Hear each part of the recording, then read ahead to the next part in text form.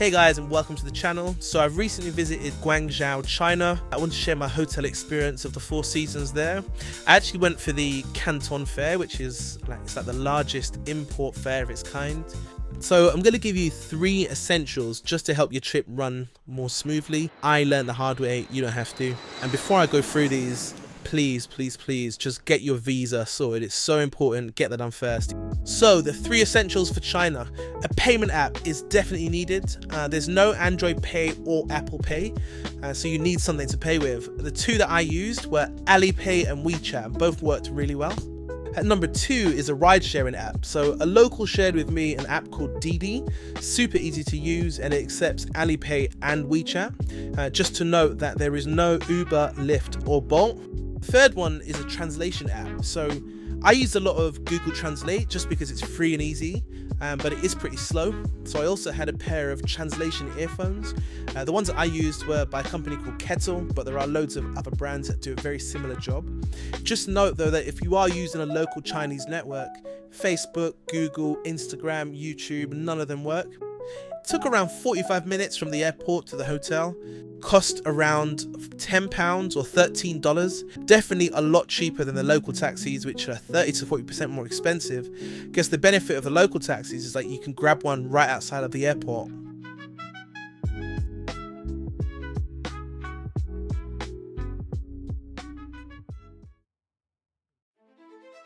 I entered the hotel at around 2 AM, so the front entrance was unmanned, although it was all very well lit.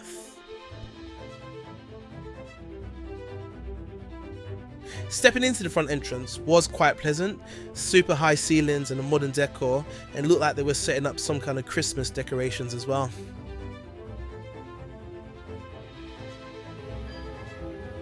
I headed straight for the 70th floor, which is where the check-in desk and the main lobby are located. The entrance lobby had a nice white marble finish and a afternoon tea and lounge area right against the floor-to-ceiling windows. I'm sure the views there are going to be quite spectacular. At the time of building in 2010, this building was the 2nd largest building in China, and it still sits in the top 20. The main lobby was quite big. There were 4 check-in desks and the center water feature, as well as some Christmas decorations and a ceiling that feels like it never ends. I was quickly checked in and my bags were sent up to the room. They explained all the benefits, which for my room were daily breakfast, executive lounge, discounted spa and restaurants, as well as a free daily shuttle bus to the Canton Fair, which is super useful. My room was on the 98th floor, which is conveniently close to the bar. I booked 7 nights in the Club Premier room with Canton Tower views. This room sits in the middle of the range, and at 70 square meters, it's not exactly small, but there are much larger suites available, although the suite category does jump in price quite a bit. So not too much to see just yet, but the room does feel spacious for one, with a large closet, storage area, as well as a desk and extra seating. I'm looking forward to those daytime views from up here, now I've seen the size of those floor-to-ceiling windows. It's a new day and my first full day in Guangzhou. I did go for a short walk nearby and stopped off at a shop for some snacks and drinks. The hotel entrance did have a steady flow of taxis all day long, and the Canton Fair shuttle buses also departed from here 6 times a day between 8:30 and 10:30 AM. I will have a separate video talking more directly to the Canton Fair experience as a whole, so do look out for that. On the 70th floor lobby, you can have afternoon tea or just admire the views of the city.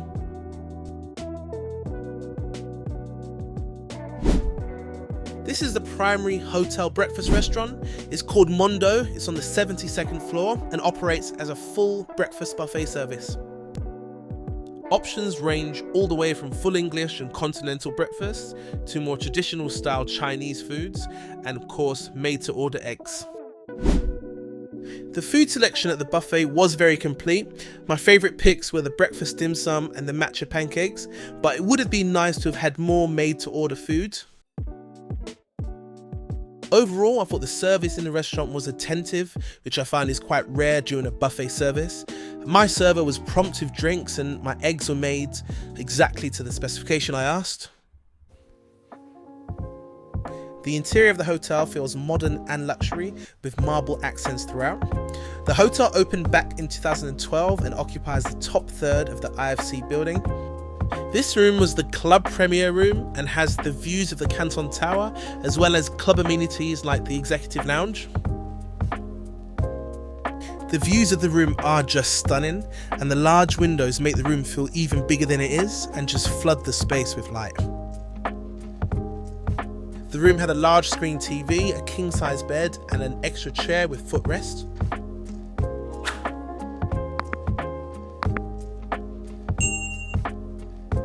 The bathroom was full of mirrors and felt super luxurious with all of the marble around. The corner soaking tub was perfectly set in front of the Canton Tower views. And it's genuinely difficult to get bored of those views.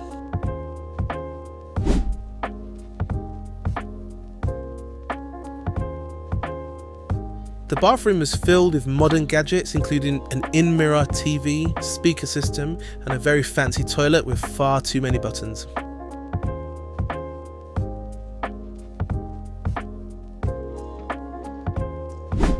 The room also has a large working desk with plenty of power and USB ports for laptops and tablets. Complimentary drinks in the room include water, coffee from the provided machine, and a kettle for tea. The minibar and fridge were full of snacks and both alcoholic and non-alcoholic beverages. The offering is pretty much what you'd expect from a luxury hotel, but they also did include some local drinks, which was a nice touch. The entrance to both the gym and the spa is modern and welcoming.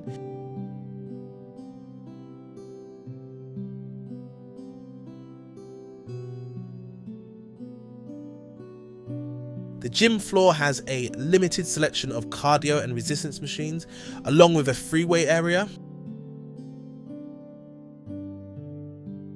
I would have liked to have seen more resistance machines and also a freestanding barbell rack to complete the gym.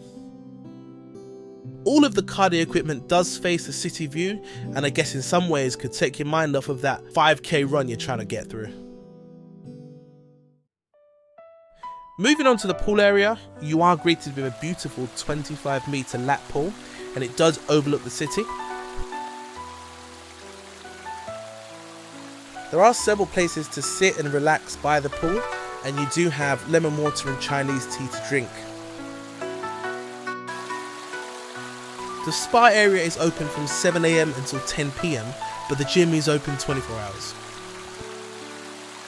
There is also a steam room and a sauna room within the changing rooms.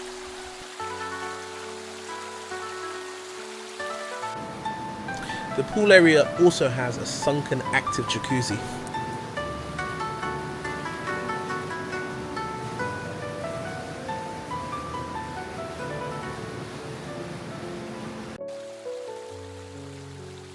There were a small amount of people admiring the building and taking pictures, but as the fair was going on, the hotel was relatively quiet during the day.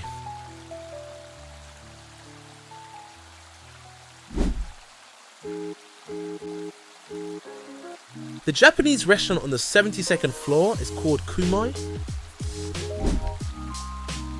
I booked a late night table for some evening bites. The restaurant was very quiet as it was so late, but there was still time to go through the menu, and I found plenty of Japanese classics, as you'd expect, along with a cocktail menu to match. So I started with a salmon carpaccio with truffles, simple but so tasty. I then moved on to a sushi mixed platter. It was executed and presented very well. This was the jumbo prawn dish. It wasn't my favourite, to be totally honest. I finished off with the signature dessert, which was a trio of matcha puddings. Overall, the service was faultless. Aside from the prawn dish, I enjoyed everything they put in front of me.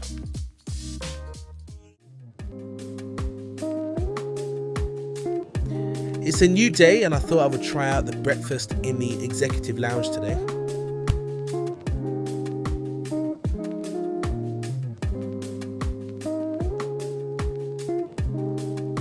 This lounge is certainly more private than the other breakfast hall.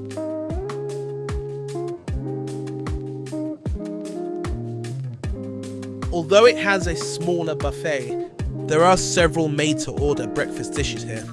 I went straight for the truffle scrambled eggs and the short rib noodles. This executive lounge is also open throughout the whole day for light bites. Between 2 and 4 p.m. there is an afternoon tea, and then again at 5:30 p.m. to 7:30 p.m. there are evening cocktails or cocktail happy hour. It's a nice touch.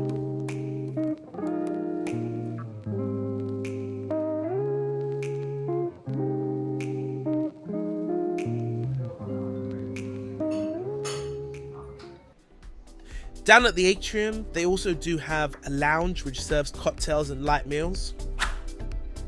The food was very casual, but the cocktail list was extensive.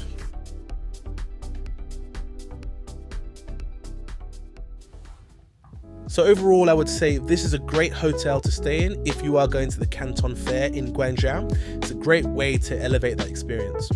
In terms of positives, I think the views were certainly the standout for the hotel, but it was also complemented with the attention to detail as far as service goes. For areas of improvement, I would say that the Tian Sky Bar, while it does look great, the night that I went there it wasn't very busy at all, so I'd need to try that on a busy night. Also, a small point on the gym is that I'd love to see a freestanding barbell squat rack, but that's just me. Okay, now to speak a little bit about the room pricing. So my room was the Club Premier room and has the Canton Tower views. So the price for this room per night was £500 or $650 per night, and the room was 70 square meters. This did include the club amenities like the executive lounges and discount off of the restaurants. Just take note that this was during the Canton Fair, which I think is one of the most premium times to visit. Other options of rooms included the tower room, which is the base room, and that was about half of the price, so it's around £250 or $330. And then if you looked up towards suites, there was a deluxe suite, which is the entry-level suite, and that was around £600 or $800 US.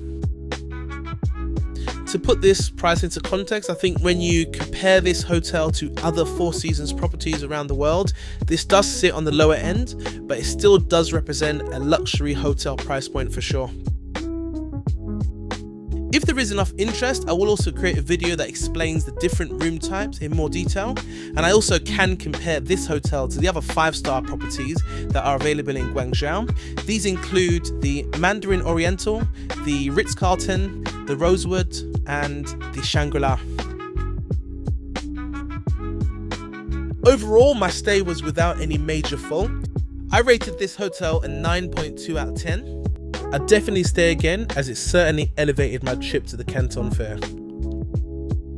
Thanks all for watching. In my next video, I would like to share my experience of the Canton Fair in more detail, so please do subscribe if you'd like to see more.